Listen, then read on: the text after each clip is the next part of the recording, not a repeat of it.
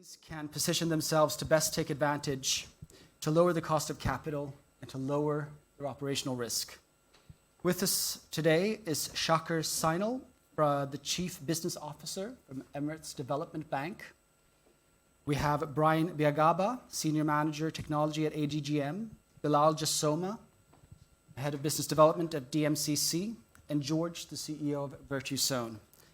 I'd like to begin by asking you, Shakir, what is the role of Emirates Development Bank in enabling the growth of SMEs, and how do you advise them to...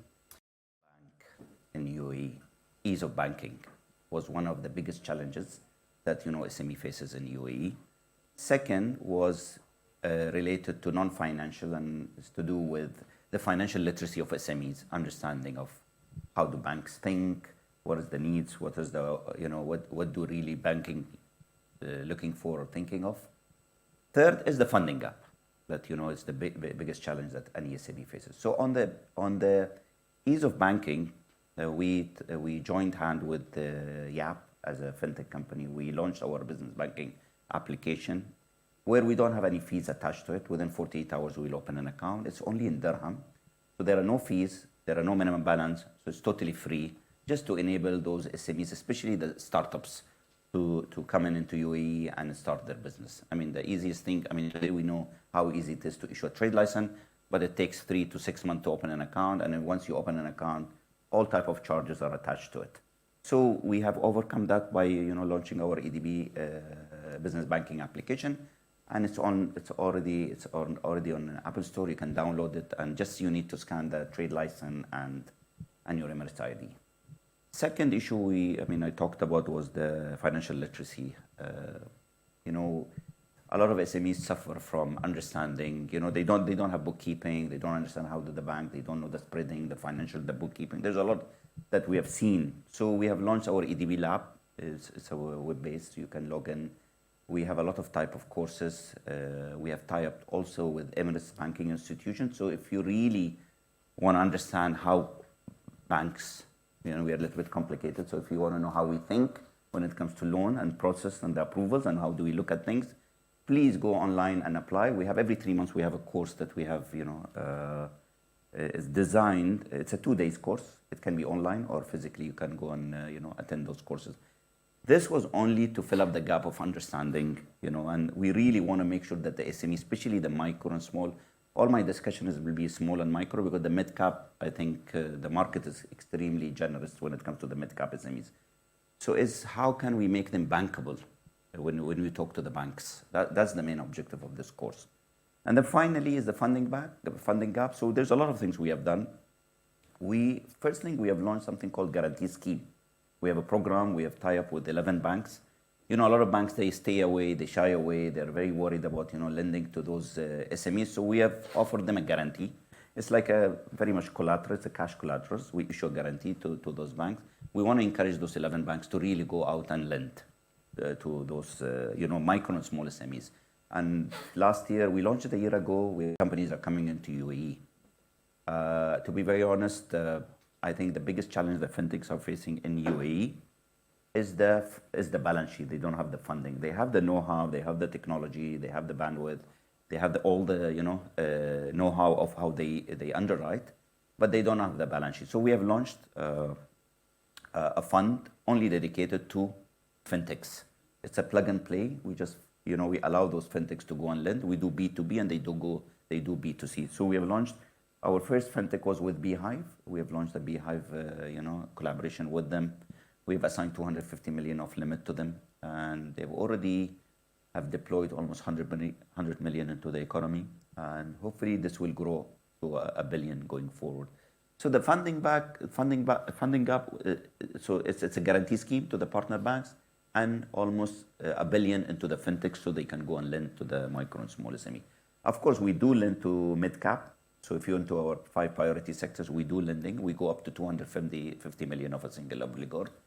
And we also do big funding structure on manufacturers that we do in UAE. Anything that contributes, few sectors that contribute significantly to non-oil GDP. So I think this is in a nutshell that what we do to support the SME and in general the economy in UAE. Thank you. I'd like to bring in Belal to the discussion. Picking up on what you said, the speed and scale of Dubai is absolutely extraordinary, that how fast you can open a bank account. You just land in Dubai, you get your business running. And I've worked many years with Belal and know many of the companies that have established themselves here. And the number of companies that, you yourself have seen and DMCC grow is larger than many nations in the number of companies. And with that speed, I imagine there's a lot of challenges in knowing who is serious, the serious players, waiting out the misinformation, the due diligence. What I think we'll be touching on in this discussion is how you're collaborating and interfacing between each other to address this. And I want to start by asking you, Belal, how do you work with your companies? And you could share some stories about what to think about as an SME when you come and establish and... Sure, yeah, thank you. And it's great to be here and talking to an audience like yourselves.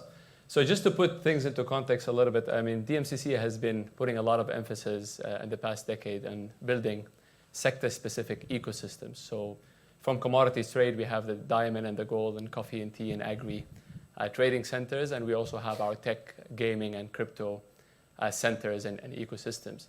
And those are basically complete ecosystems working with ecosystem partners to deliver the different verticals of support that startups and SMEs require. And one of the most important verticals of those is the funding and incubation.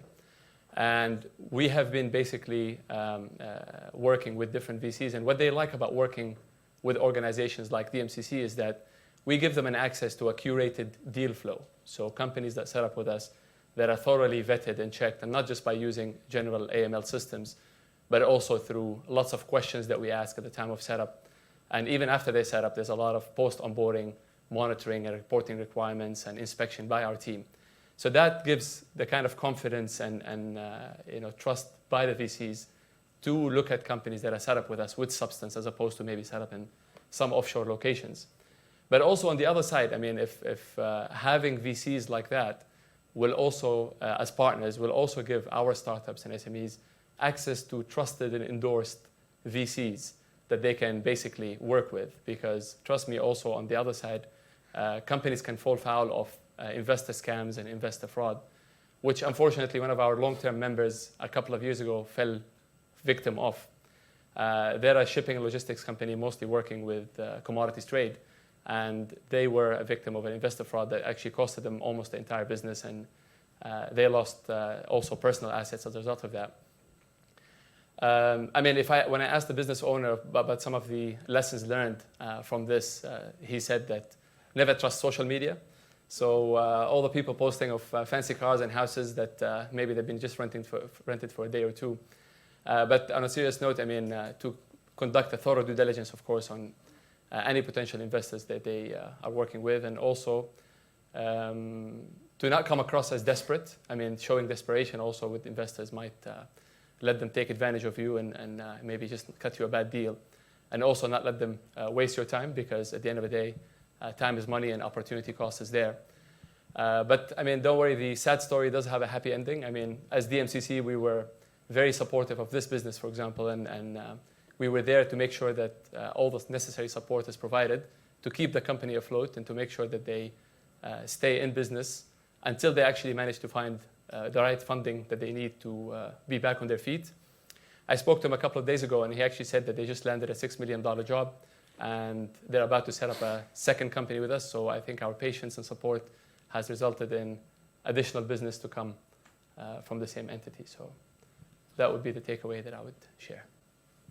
It's a very interesting project that you are launching this year with ADGM that ties into this and due diligence and connecting partners. Could you tell us about what it is?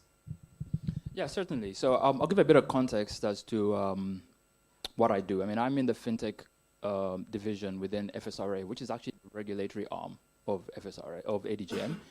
But one of the things we do as well is we foster innovation in the FinTech space across the entire UAE. And so the Abu Dhabi Executive Office put us to task, literally, and said, look, we have a problem in the SME space. Shaka and Belal have already pointed out to some of these. Oscar opened up with some of the challenges and said, build a platform that enables this type of information asymmetry to be addressed. What kind of information asymmetry? Just as Shaka pointed out, if you go to a lender today as an SME and present yourself, they will have to do some level of due diligence. And each lender may ask you for some similar items and some relatively unique items, but Edge SME has to pull these out. So building a profile is not immediately straightforward. Which jurisdiction are you in? Are you onshore? Are you offshore? There are over 50 different free zones. Do you have a profile in each and every one of them? Is it a consistent picture? So if we pick an individual as an SME, you want to be able to get a comprehensive view of the SME before you do lending. The SME platform that we're building is under the direction from the Abu Dhabi Executive Office, but it's for the entire country. It is aimed at bridging that SME with lenders, with equity investors, as we'll hear being shared across the panel. And so what the SME does is when they come to the platform and verify themselves, let's say UAE Pass, we then pull, with their consent, Al Ittihad Credit Bureau, registration authorities that we've been able to link into the Dubai Economic Department and the Abu Dhabi equivalent as well, DETs, and from the likes of the Federal Tax Authority, which we're working on getting your VAT returns. So what the SME does just by consenting to this data pool is now immediately build a very clean profile that has been original sourced. They can certainly augment this and say, oh, but look, here are my management accounts for the last quarter. Here are my projections for the next 6 months. And these are some invoices that I'm uploading as well to complete the picture. Now, we also recognize that there are non-financial issues that SMEs have to address, which are, I'm maybe a micro SME and I need to be able to access legal services. I need to access an accountant. I need to access an auditor because the lender requires audited financial statements. Where do I turn? Typically, they'll turn to another SME to try and figure out who did you use and within their ecosystems. We're putting that within the marketplace so that you're able to then see who is in the market, what reputation do they have, what level of trust can I put on other participants in the market, because the SME can't do on this by themselves. You pointed out earlier, Oscar, that you have this element of unknown unknowns. So the SME can't really prepare for what they don't know is coming. I think what helps there is that we build the capabilities in the UAE that we look at as core infrastructure. They're basic aspects that they can lean on and trust. I can trust the lawyer, I can trust the accountant, I can trust the auditor to give me the right kind of inputs to my business model, which I can then be able to present, say, for financing. The other element to this is today, we're looking, as you said initially, to deliver this by end of the year. That's the minimum viable product that we're building at this point. But it's actually intended to extend beyond, as you can imagine, beyond this, to where into next year, the roadmap includes integrating new data sources. So when I say new, I just met Saif today, for example, and we're talking about the collateral to respond and say, here's your offer. The pricing would certainly be not commensurate, across each because they have different risk appetites. But the SME has a response that they can take away and decide, is this actionable or not? So coming back to your question, really, the platform is intended, right now it's within ADGM. It's intended to get a life of its own, self-sustaining at a federal level, ideally, so that all the other parties within the region can be more comfortable in engaging with it. So as I understand, you upload your financial information that gets verified on the platform, and then there's aggregation to, including EDB, to provide loans and other services. Are there other examples of this in other markets? And what I'm thinking is that everyone is from all over the world here. How are you getting these documents verified? And I foresee a potential problem that if you verify something incorrectly that's been falsified, and the banks have lent out 250 million, the max. Where is the accountability there? I mean, have you looked at those systems? Yeah, absolutely. So Other countries do have. However, the difference here, and again, just anyone who appreciates the nuances within the UAE are the federal structure. Private sector plays a key role in many of these directly. There are existing platforms. You know, I was talking to George just this morning, and he said, look, a canoe is another example of something that deals with some of the aspects that you're talking about. And I'm like, great. The difference is, do we have something that cuts across the entire nation? Now, to your question about data validity, that's why we're going to the original source. If we pull a report from Al Ittihad Credit Bureau, that is the golden source for your credit score. If we pull financial statements coming from the central bank, that is the golden source for your financial statements. And those being reflected to the lender, that these have not been modified, gives the lender the comfort to say, well, I know they've not been modified by the SME. They've come straight from the golden source, and therefore I can apply a level of trust on them. George, you have a lot of experience in this field of SME financing across all of the UAE. I want to hear from you how you see that these systems will change the game for SMEs and how you see the market for financing changing right now. Well, I think, first of all, my colleagues pointed out an important nuance. There's a difference between SMEs and micro businesses, right? A lot of people in here, even in the audience, I see you shaking your heads. When you're starting a business on your own or with somebody else, very often you're a micro business rather than a proper SME. You grow into an SME eventually, hopefully into a larger SME, then into an enterprise, and so on and so forth. The set of rules and the set of challenges are not the same for micro businesses as they are for SMEs. Since 2009, we've set up over 70,000 businesses in the UAE in all 52 free zones, as you were mentioning.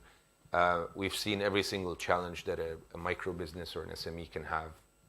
And the reason we're here today is that one of the biggest challenges is financing. There isn't enough appetite from the banks to finance SMEs or micro businesses, and this is understandable. Banks are profit organizations, and that's not where your profit comes from. However, as you correctly pointed out, the SME segment is a huge part of the economy. We've always been, if you want, I mean, Belal as well, in the nature of his business, we've always been the defenders or the voice of these micro or small businesses, and we continue to do so. Now, to aggregate and compile a bit what all my colleagues here are offering as solutions, whether it's EDB, who's been very active or trying to find solutions on the lending side and the financing side for SMEs, whether it's DMCC, who have been trying to increase the number of services to give kind of a turnkey solution to entrepreneurs, or whether it's ADGM, who's trying to come up with technological platforms that helps you access everything. We have basically turned from a company formation company in the last few years to a corporate services company. There's a myth that with a trade license and a bank account you can start doing business, and that's an absolute myth, and it's not true. In order to start doing business, you need trade license, you need a bank account, you need insurance, you need accounting, you need many things in order to start functioning. And over the years, we've kind of turned from this company formation provider to a corporate services provider. So what have we done? Today, with the advent of tax, we actually, in-house, we provide that to our clients. At any given time, we sit on between 6,000 and 6,500 SMEs or micro businesses, if you want, who are our clients. So we're now providing them not only with a trade license and a visa, trade license, visa, bank account assistance. We've now opened an accounting firm. So we do accounting, we do legal services, we do tax registration, we do VAT filing, we do all these things because we've realized that the micro businesses don't have access to that many resources. And in that context, my colleagues here are all creating solutions for these micro businesses, which is great. But yes, financing is obviously one of the major fields in which we're still behind, and we're behind against ourselves, not against other markets. SMEs facing challenges getting financed is a problem you see everywhere in the world. It's not only here. So at least we're proactive about it. We're coming out with great solutions. We're trying to get solutions. We're very aware. I can tell you that everybody that we have conversations with, whether it's at a government level or a non-government level, are very aware of the challenges. And we're all trying to come out with solutions to be able to support the ecosystem, because everybody believes in the SME ecosystem and the fact that it's a big part of the economy. Thank you, Shakir. I'd like to talk about the bigger picture and the global trends with what we're seeing with Silicon Valley Bank and the difficulty with funding drying up with the VCs in particular. How do you see this impacting the UAE market? I'll talk to you about, generally we don't see a lot of impact when it comes, I'm talking from a lending perspective.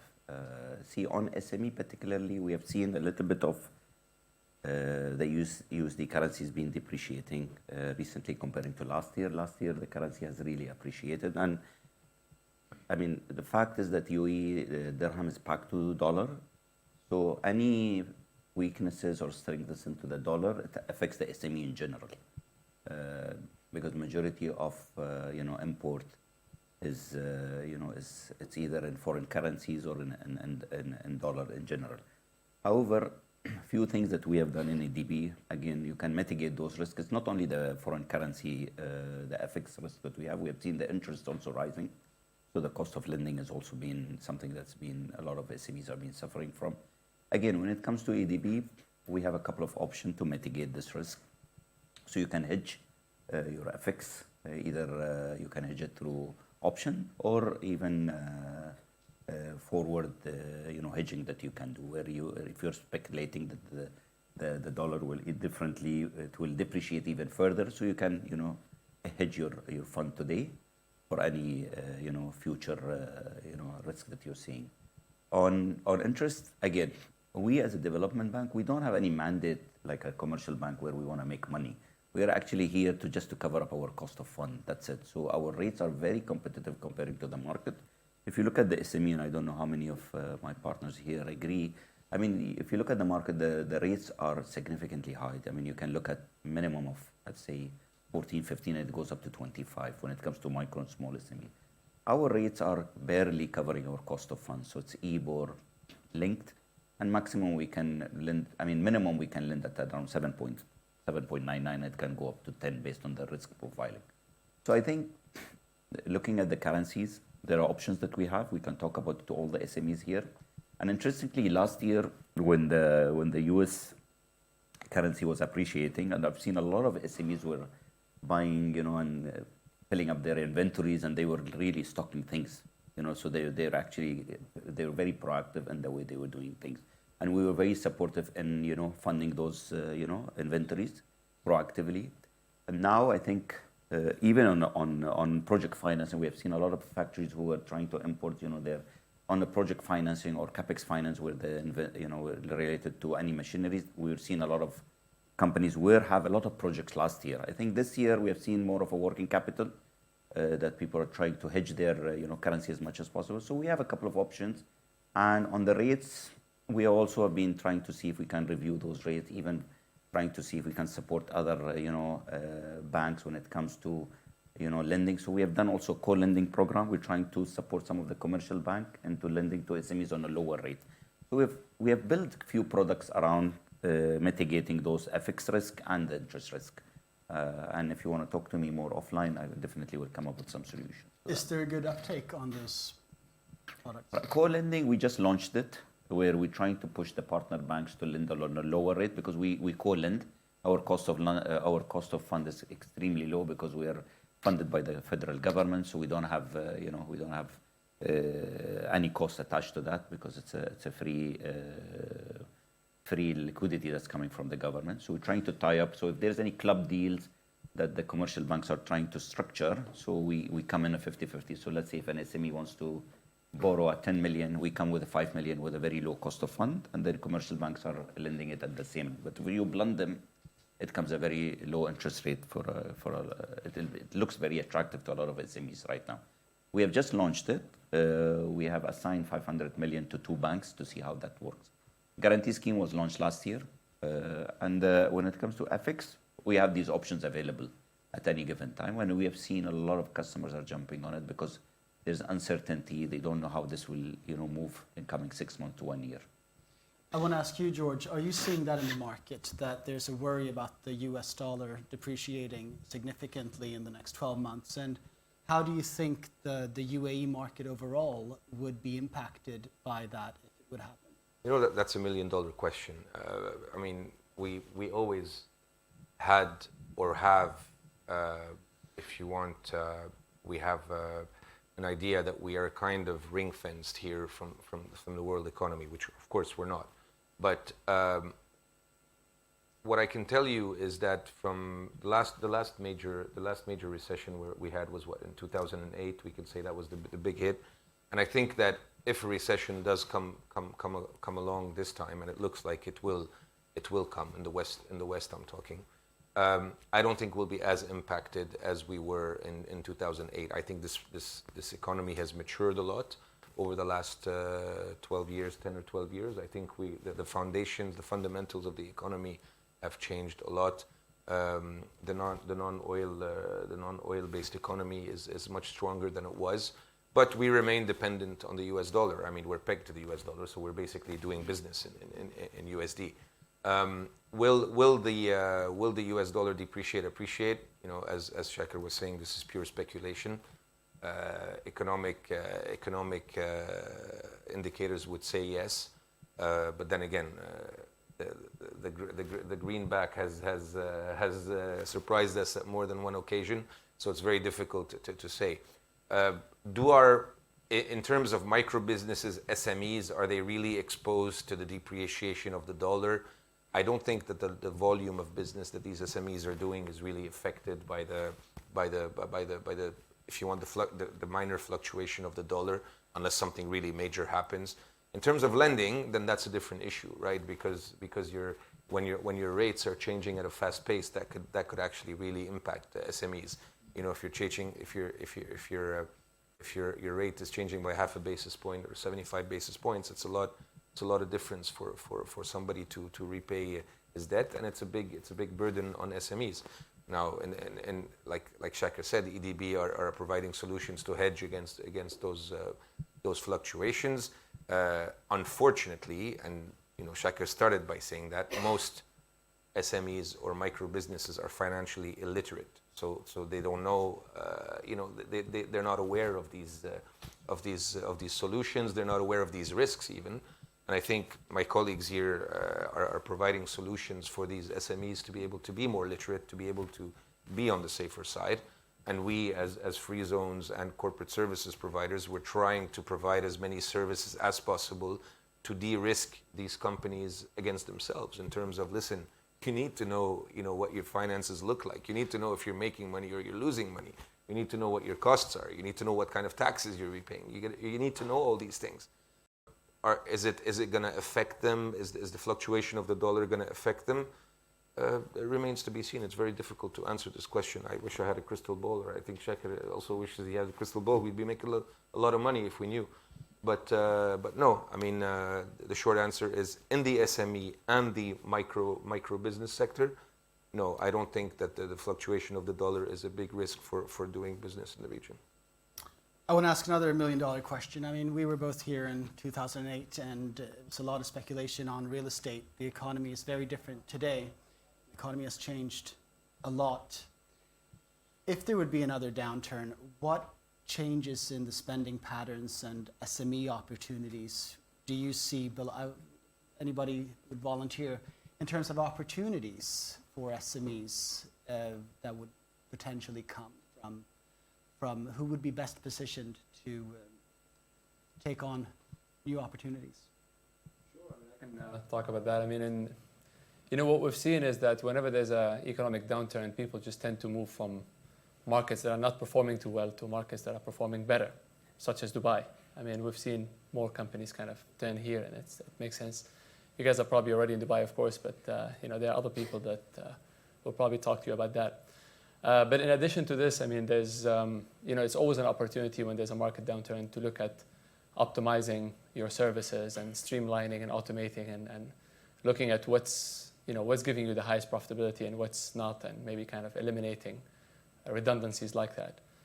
It's often also a good time to hire people. I mean, resources might be available at a lower cost or more availability, especially in markets that are doing better, like Dubai, for example. So it's a good time to access the talent pool. Last but not least, I would also say, I mean, it's a good time to also do kind of a look at acquiring different services or partnership opportunities with services that complement your business. I mean, vertical integration, like what VirtuZone, for example, has done. They're in the company formation business, but they looked at all the other services that, as part of the life cycle of a company setup and said, okay, let's actually start offering that. I mean, obviously, you need to have the cash or capital to support that, but it's an opportunity at the times of, a market like that to look at expanding and taking a bigger market share. Brian, I'd like to ask what you think about how there could be collaboration in the region overall for regulations and harmonizing, and what are you seeing there? Okay, so first some context, I guess. I think the statistics are showing 570,000 or so SMEs, broadly micro SMEs in the UAE. So that begs the question: if you're growing at say 10% a year, you definitely need to be looking at beyond the boundaries of this country. And to the question you asked earlier, which is what happens to the market when one country catches a cold?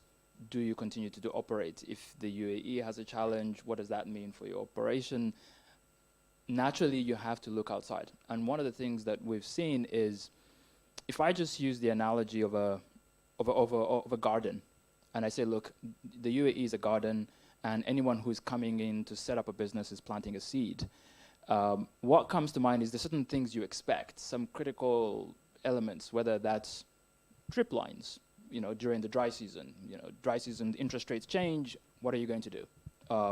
Or it might be actually contour planes. If suddenly interest rates drop into very, very low numbers and there's a flood of cash in the market, how do you still respond? When we look at these elements, certainly some of them are regulatory and policy-wise. And the important thing that happens there is dialogue. Dialogue between regulatory bodies, regulatory setting bodies. A significant part that I've seen because I've been in the UAE almost 10 years now. One of the things I've seen that's been really interesting is seeing that evolution in dialogue between regulatory agencies within this country and the improvement of that. Because when we have a conversation as ADGM, which is a financial free zone, with DIFC, with CBUAE, and even outside the country, we have, for example, conversations that are on the global innovation front, innovation network, which looks at what are you doing in your jurisdiction that's fostering innovation, and what policies and frameworks are standing in the way of fostering that. And if there are things in my jurisdiction that make it much harder or easier, where are the opportunities for alignment? Now, it doesn't mean that there is regulatory arbitrage that you're going to do, which is I'm going to set up in one place because it's going to be cheaper, and then when the other one becomes cheaper, I'll swing over there. The important thing is each jurisdiction has its own risk appetite. So certain businesses will be more acceptable in certain markets. Shakran pointed out earlier, in a non-hydrocarbon focused marketplace, they're going to be supporting more of those type of businesses. In other markets, that will be quite different. So coming back to the element of the question, I see that the opportunities are there. We're already using them on the regulatory side, but the industry as well has to be able to continue to look at organizations and association bodies that enable to have a cohesive voice, because single voices by individual SMEs get drowned out. They're not heard. Now, obviously, what George and the others are doing, if you have 6,000 SMEs under your arm, then the kind of vocalization you can apply is great. If something is happening in a one jurisdiction, say like Belal's, and it's fostering a specific new interest, then even though other jurisdictions aren't speaking to it, just aligning those frameworks is what's really important. And that's something we see as important for the growth of SMEs. Yeah. Thank you. And I guess in 2023, no panel is complete without talking about AI. Do you see any role in technology in enhancing these processes? for SME financing? Please, Lala, please go ahead. So, very interesting question. One of the main, again, we have few products when it comes to advanced technologies and robotic. Again, for us to become very competitive when it comes, I'm talking about UAE, they have to invest a lot into, upgrading their manufacturing setup or any setup with that regard. So we are here to support. We have a very long term. We are very bullish. We actually support those initiatives.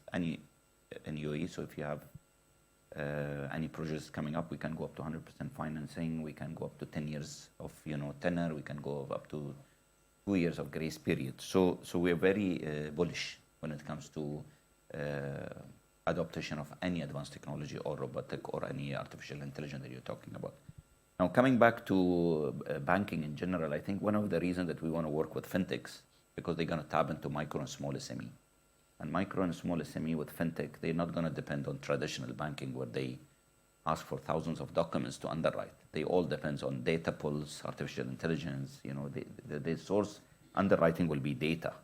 And that's why we're very excited because there will be speed and the accuracy is extremely high. So that's why we think being behind all these fintechs to adopt those new technologies where they're going to be extremely fast in deployment of fund is what we want to do right now. So that's where ADB stands right now. What are your thoughts? Sure. So it's important to understand with all this hype that's going on. AI has been around for a very long time. Yeah, AI was not created this year.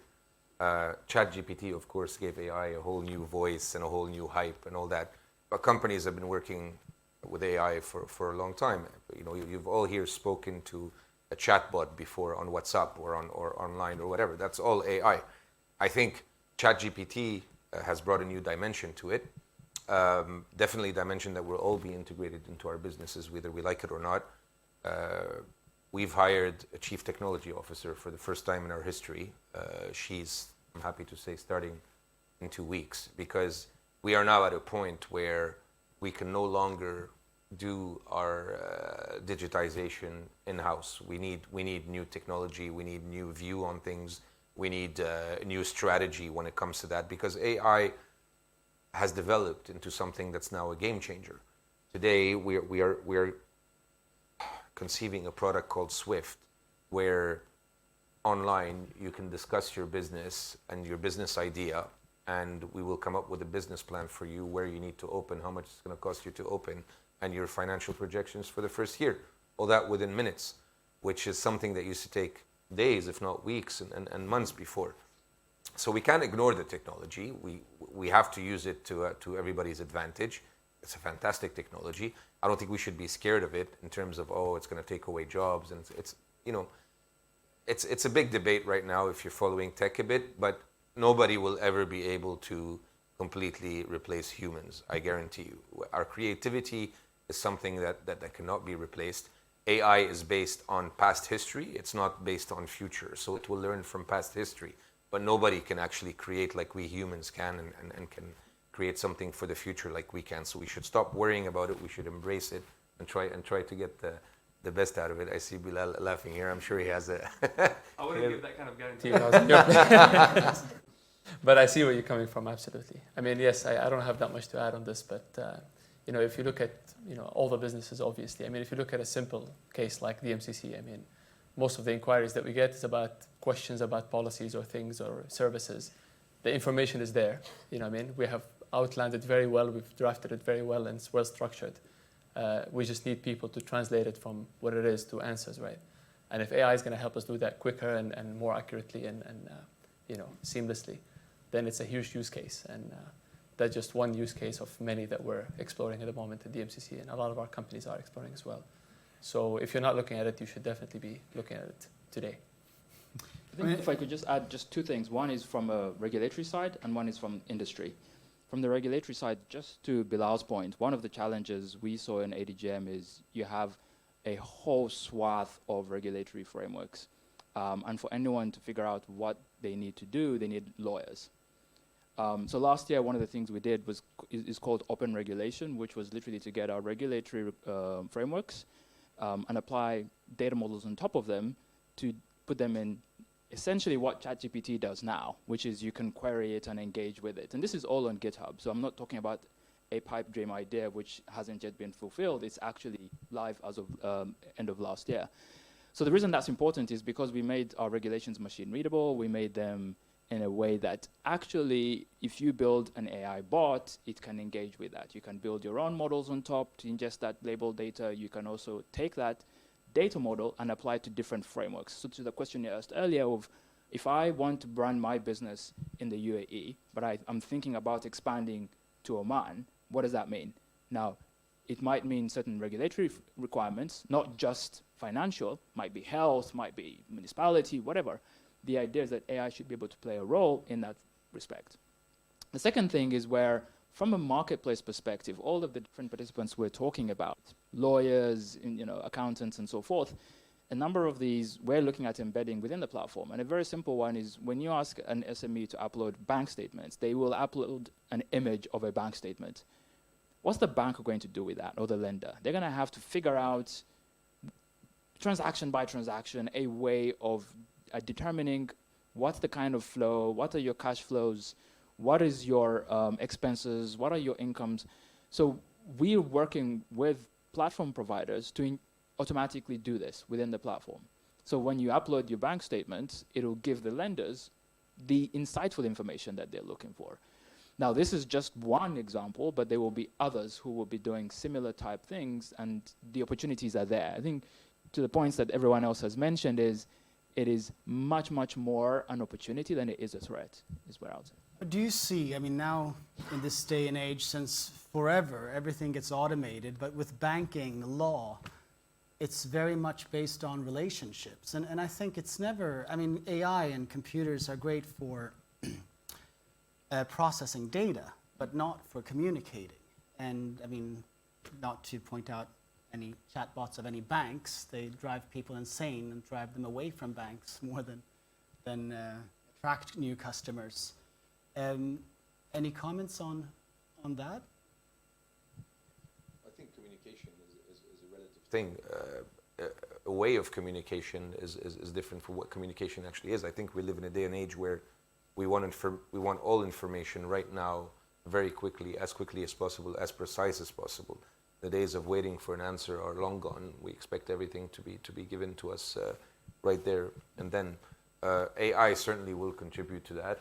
As Belal was saying, the main engine behind AI is studying loads and loads and loads of data, loads and loads and loads of history, and just being able to extract information from that history and give it to you right away, rather than somebody saying, well, I need to go check, or rather than an engine actually going and searching through the history. It provides it to you right away. Brian can certainly elaborate on that, being a technical, more of a technical person than I am. But definitely in terms of being able to get concise, quick answers, I think you have an engine that's actually doing the work much faster than your traditional ways of doing it. And I think that will greatly help in communication and clarity. I think the danger or the warning that we must look at in the first few years at least, or few months, or whatever it is it's not guaranteed to be the right information, and people don't realize it's an that, overload right? of information. So it will give you information based on the history that it has. Doesn't mean that it's the right information. Yeah, so many times when you have, going back to scam artists, right? You ask the question, did you not do a Google search on this person? It comes up thousands, and it's like you've got entire organizations not doing due diligence. It's like, do you really need AI to do that for you? There's really no proactive questioning of anything. And I think what's very worrying with ChatGPT is, like, if anything, it just generates a lot of text, and it's not actually even generated. It's just copy pasting from existing texts, to the extent that nobody reads it anyway. And you can tell if it is just fluff text, that anyone that points out anything with a strong opinion will stand out very strongly compared to what you have when you use AI. A lot of the regulations that are coming in place are in line with that, to put in disclaimers and to put in, that you have to make it very clear that what is the information that you have access to, who is it guaranteed by, is it right, is it wrong, what kind of information can you put out there, and so on. And if there's just one thing I could add there is just bearing in mind, SMEs, one of the challenges is being digitized. Just having a digital footprint where your sales can be, to your point about data, having a stream of what are your data points? Is it your sales? And if it is your sales, is it reliable data that we can pull on a POS, for example? Because that becomes much, much more enriched for the FinTech, for example, who's a more agile lender, to look at and say, well, I can see your volume was 10 million this month, and therefore next month, even with your returns that corroborates this, I can then extend a loan of X. So some of that has to also be a journey for the SMEs to become much more digitally native, to move away from using a personal credit card to using a business credit card, which doesn't mix the two, because that doesn't give you a cleaner profile for the SME. And the better that becomes, and to your point, George, the better the quality of assessments that would be made on top of it. So we still have a few more minutes. I'd like to open to questions from the floor. Someone, be brave.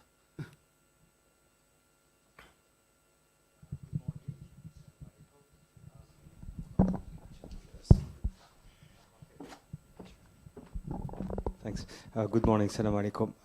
I have a question. I'm Belqasem. I'm from. I'm heading the M&A department of my company, which is a French multi-activity company. I have a question regarding the how to grow an SME, and we mentioned financing, and I think M&A and merger acquisitions and GV is one of the key driver to foster and to increase the capacity of any company. I want to have your point of view regarding this activity here in the region, and how do you tackle that, or are you applicated, or how do you see this as another way of growing an SME rather than doing the traditional VC injecting of capital? Thank you very much. Well, obviously, it's a very fast-growing region in terms of economy, in terms of people moving here, in terms of market activity, in terms of immigration, in terms of all that. I think besides your traditional methods of growing, whether it's through M&A or through JVs, obviously organic growth is something that happens very quickly here. So if I take the example of VirtuZone, which is our company, we were founded in 2009 with 7 employees. So now we are in 2023. So 14 years later, we're 160 employees. We're turning over close to 300 million dirhams a year. So it's something that in the region you have a lot of, let's say in the UAE, not even in the region, you have a lot of opportunity when it comes to markets, when it comes to investments, when it comes to ease of doing business, when it comes to geographical location. We always say that we're very strategically placed between Africa, Southeast Asia, the Arab world, and Europe, and the CIS markets. So you have a lot of advantages of being here to grow organically, depending on what business you're in, whether you're in the service business or you're in the trade business or manufacturing. Hopefully, we'll see more and more manufacturing in the coming years as the government will be putting a lot more incentives in. I think that the best way for you to grow, besides your traditional M&A and JV ways, is organic. People shouldn't be afraid to invest. You have a lot of talent coming here. You can still get talent at a very reasonable rate, very competitive rate compared to the region and compared to worldwide competition. You're still in a tax-free environment for people, which makes it very attractive for talent to come here. In terms of space, for example, for manufacturing and all that, you have plenty of space. You have plenty of land to build on. In terms of services, you have all the infrastructure that you need. I think, it's a question of really you wanting to invest and putting your resources behind investing into your business and growing it organically. Besides obviously your traditional M&A and JV approaches. And to be honest with you, there are very few people here that I've seen do that. I've been here now almost 20 years. There are very few people that I've seen put, like you say, like they say, put your money where your mouth is, that haven't succeeded. It is a very thriving economy with very very good infrastructure to be able to grow. You have everything you need. So and it's just a question of doing it. And most of the most of the time, things end up working out. I'm not sure that's the answer you were looking for, but it's the only way I see you doing it. Belal, maybe you've seen so many success stories as well, so. No, I mean, obviously, I mean, consolidations and acquisitions is something that's happening all the time, and we see it in DMCC as well, and support it. And that's one way of growth, absolutely. Like I mentioned before, I mean, companies looking to integrate more of the services or products that, you know, complete their kind of life cycle of their own service. And that's definitely a way to go. Yeah, nothing much to add.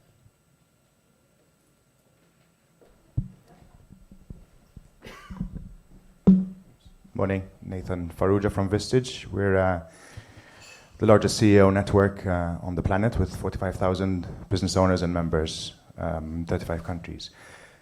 We find when we speak to our members that they're all clear about what they want to achieve and their path for growth, but most often they find themselves a bit alone.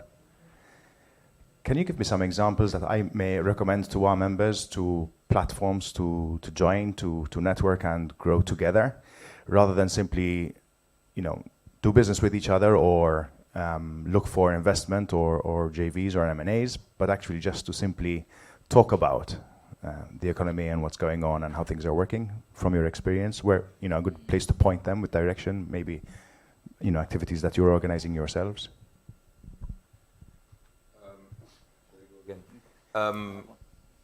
Go ahead. No, please. I'm talking way too much. Please go ahead.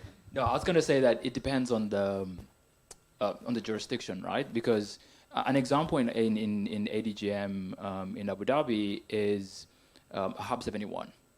And I don't know how many of you in the room know Hub 71, but the idea behind Hub 71 is to do exactly what you've described, is to bring people building businesses within a closed space where they can have interaction. Might be related entities, might be completely disparate, but just dealing with similar problems. Yeah? And the essence of Hub 71 and its success has been such that even though they started off with that idea, they've now created cohorts, which now move to speaking to a specific challenge or a specific innovation challenge or a specific market need. And some of that is funding, naturally. Some of that is talent, access to talent. Some of that is infrastructure. So in ADGM, that is something that is there. And that is something which is both professional and social. So to actually just sit around, have drinks, have a meal, have a coffee, and be able to do that kind of sharing. I think there's an important aspect, and you'll probably smile at this because you hear it all the time, that we don't consider, and that's mental health. Okay? There is a serious issue today with mental health, especially among senior executives in companies. I'm sure every single one of my colleagues here will relate to it somewhat. It's been a subject that's been taboo for a very long time, something that we never used to talk about. But the reality is that there is more and more pressure on leaders of organizations in terms of responsibility, in terms of delivering results, in terms of investments, and people expecting, you know, everything relying on your results. So we are seeing more and more mental health issues in leaders of organizations. I personally, at VirtuZone, we've recently had a mental health workshop because we want to make sure that all our people are dealing, you know, know how to deal with the pressure that comes with a growing business, especially with SMEs. We're constantly growing, and the pressure is constantly on to grow and organically grow or through JVs and M&A. So we've done a workshop on that.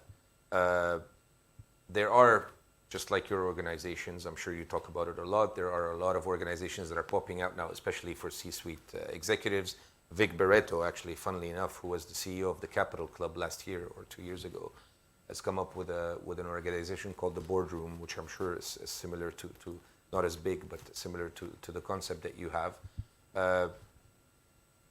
There's an Emir boardroom where it's more of I'm not sure you heard of it. It's a bit more of a people exchanging thoughts on the economy and on the future, on speculation, on where we're going. And I'm sure maybe Shakir, you know of it, the Emir boardroom.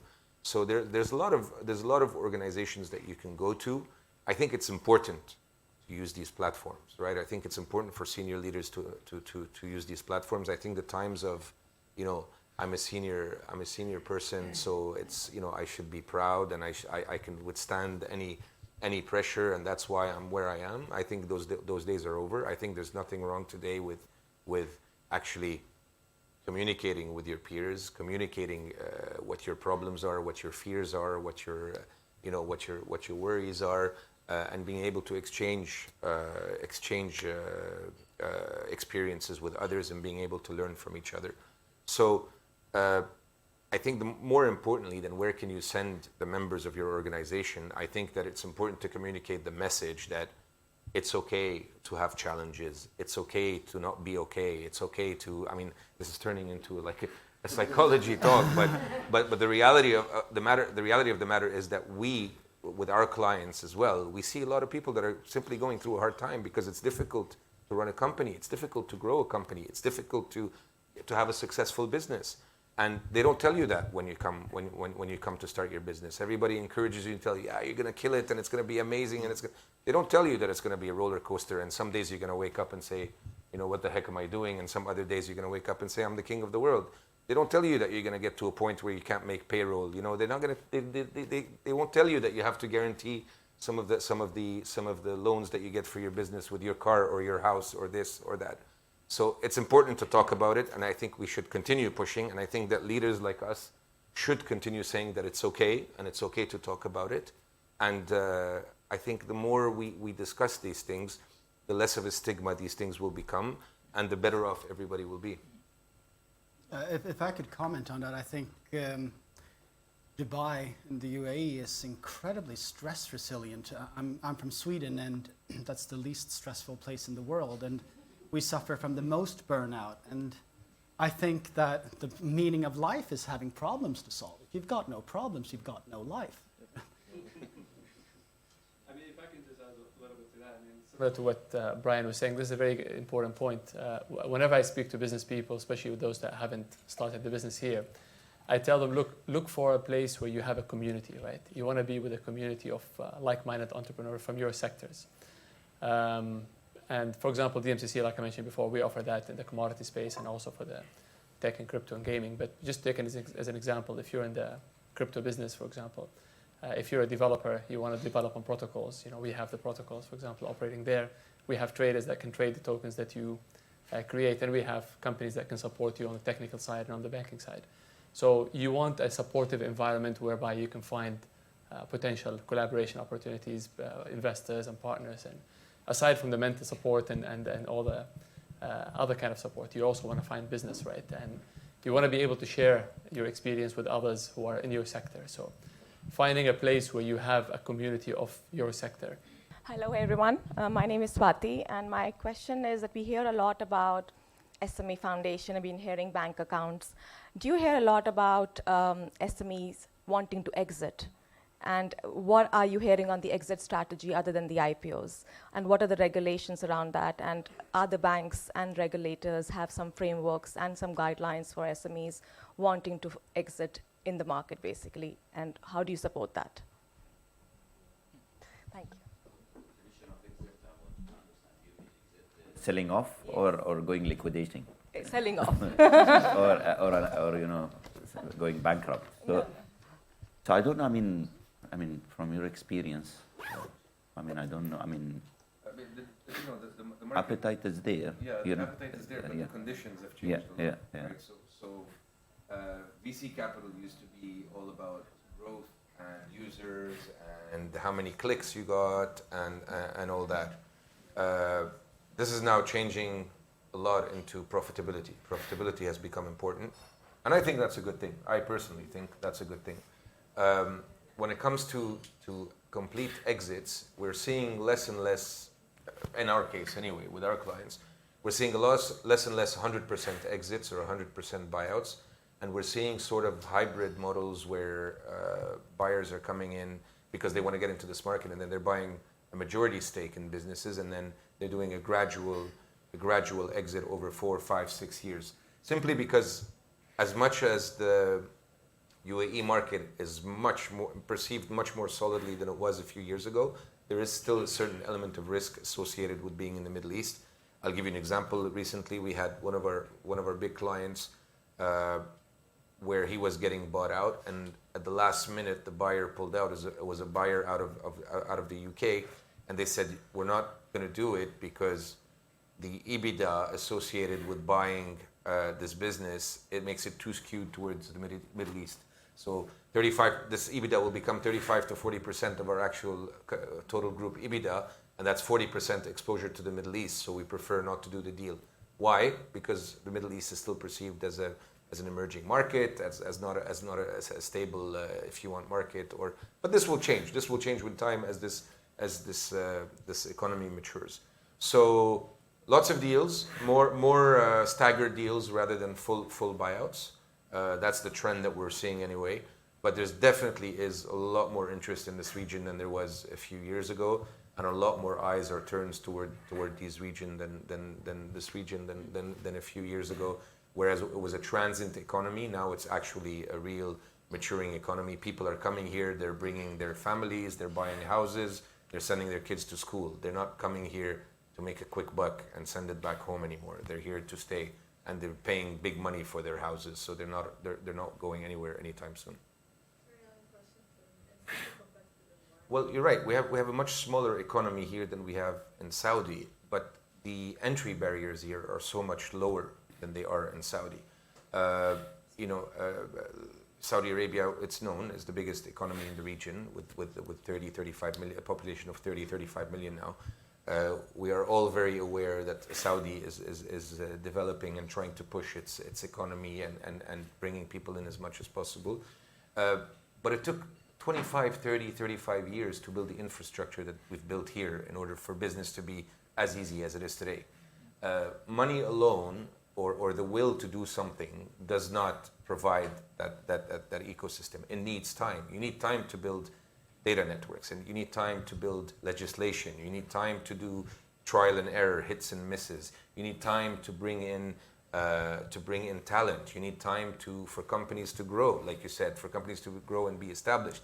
You need time to build real estate. You need time to establish credibility, come up with legislation. You need time for all that. All that needs time. My advice for somebody who's coming here is the difference. I think the main difference between a Saudi economy and the UAE economy is that the UAE economy is a center point of a regional economy, whereas the Saudi economy would be more of a domestic economy catering to a market of 25, 30, 35. I don't know how many, what's the population? Yeah, 35. 35 million. Of 35 million, it's a domestic economy. Whereas here is an international economy. We're doing business with Southeast Asia. We're doing business with Africa. We're doing business with the rest of the Middle East. We're doing business with Europe. We're doing business with the CIS countries, and if they're still called that. It's really a turntable here. So yes, we are 3 million, 4 million, 10 million, whatever it is, compared to 35 million. But the amount of business that's being done out of here is really being done regionally rather than just domestically.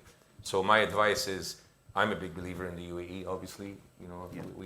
We're big believers. We've seen it come a long way. Maybe I have only one comment. I think there are certain sectors there's a long way to go, because if you look at food securities in general, that's a sector that you have to look at, because still we import maybe 80% of what we do. So there is a huge pocket of opportunities.